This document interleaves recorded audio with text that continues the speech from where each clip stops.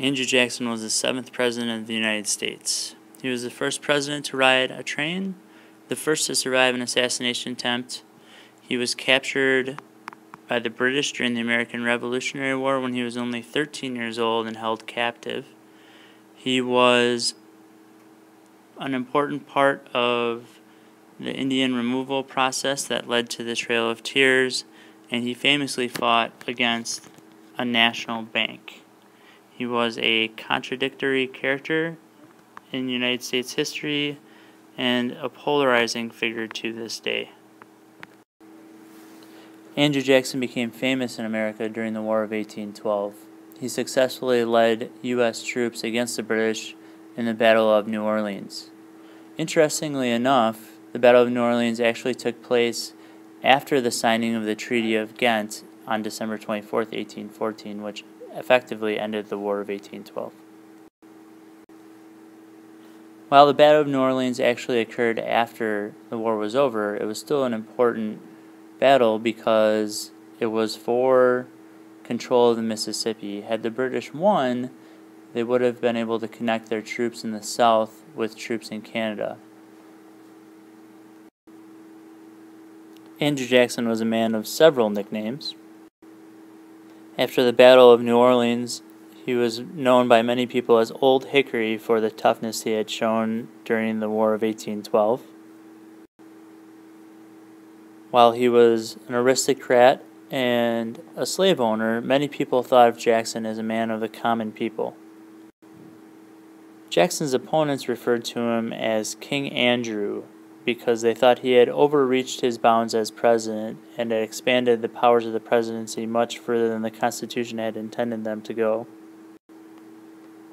And to many Native Americans, he was an enemy. To the Creek Indians, he was referred to as Sharp Knife. Jackson had threatened to kill their leaders if they did not give up lands guaranteed to them by earlier treaties. Jackson was also responsible for the creation of something called the spoils system.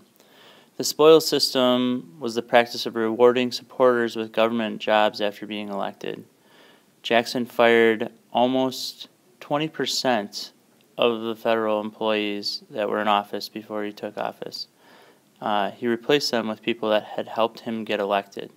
This became known as the spoils system and became a pretty important part of the American political process after his election. Since most of the people that Jackson hired in those government jobs were unqualified for cabinet positions, he seldom met with his official cabinet. Instead, he relied mostly on a group of unofficial advisors. This group became known as the Kitchen Cabinet, and they included Democratic leaders and newspaper editors. They had a good sense of the nation's mood, and they were able to help Jackson, but his actual cabinet members were pretty much useless. Jackson was also president during something referred to as the nullification crisis. In 1828, Congress passed the highest tariff in the history of the nation.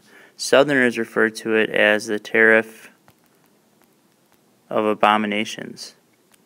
Southerners referred to it as this because the tariff made European goods so expensive, and Southerners had to rely on European goods. The tariff really helped Northern manufacturing, but hurt Southern agriculture. Vice President at the time, John C. Calhoun, came up with the idea of nullification. Calhoun claimed that a state had the right to nullify or cancel a federal law that it considered unconstitutional. Anger against this new tariff increased in the South. In 1832, a new tariff was passed that lowered the rate slightly. South Carolina was not satisfied. It passed the Nullification Act, declaring the new tariff illegal.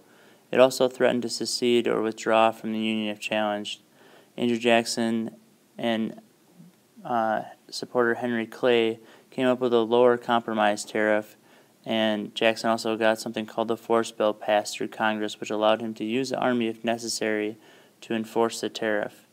Eventually, most southern states chose not to support South Carolina, and the Nullification Act was repealed. This was the first of many tensions between the North and South over the issue of states' rights. President Jackson's administration also played an important role in Indian removal. The Creek, Choctaw, Chickasaw, and Cherokee, along with the Seminole nations, lived in the southeast. The Cherokee in particular were hit hardest by Indian removal. When Congress passed the Indian Removal Act in 1830, the United States Army moved 15,000 Cherokee from their home in Georgia west of the Mississippi to Oklahoma. Thousands died on this forced march, mostly children and elderly. This march became known as the Trail of Tears. Jackson was in office when the First National Bank closed. He was part of the reason for its closure. Jackson vetoed the bank bill that would have rechartered the First National Bank. He claimed that only states, not the federal government, had the right to charter banks, and he felt that the bank helped aristocrats at the expense of the common people. However, with the closing of the First National Bank, there was also an economic crisis that occurred in 1836, probably at least partially as a result of the closure of the bank.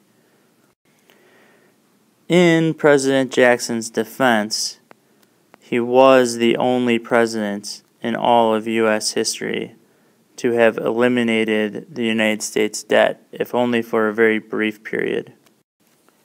As most of you know, Andrew Jackson is featured on the $20 bill. His face has been on the $20 bill since 1928. However, recently there has been a push to replace his likeness on the 20 with that of somebody else, particularly with that of a woman. Several names have come up so far. Harriet Tubman is one. Eleanor Roosevelt is another. They've also considered suffragists such as Elizabeth Cady Stanton and abolitionists such as Sojourner Truth.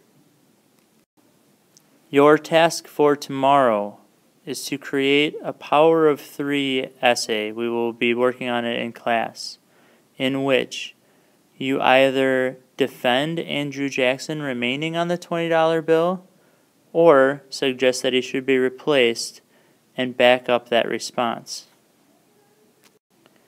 I encourage you to watch the video again and take notes so that you have some arguments and evidence to back up whatever your response might be. We'll have time to work on this tomorrow in class. Good luck.